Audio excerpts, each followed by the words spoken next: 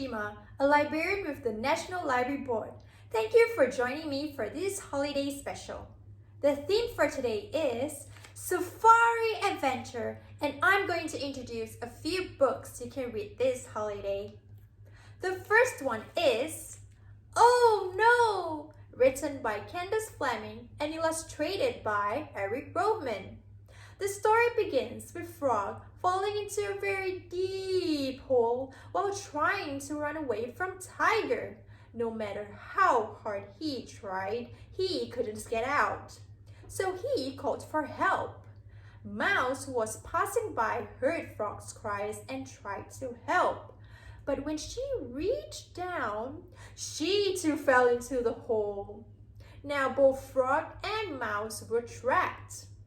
They called for help. This time, Loris, who heard their cries, tried to help, but he too fell into the hole. The story continues with more and more animals falling into the hole until Tiger, who was watching this behind some trees the entire time, realized that this was a good opportunity for him to grab something to eat. So he crept closer and closer and closer to find out if Tiger succeeded in getting his dinner or if the animals survived. Borrow this book at the public libraries. And guess what? An ebook version is also available. If you like to read up on facts about animals, here is a book for you. My Book of Animals by Nick Afia introduces animals living in different habitats. Some of the animals you'll meet are the giant panda, the porcupine, the otter, the flamingo, and the blue whale. There are many facts and beautiful illustrations in this book. And if you think you know animals very well, try answering the questions scattered throughout the book.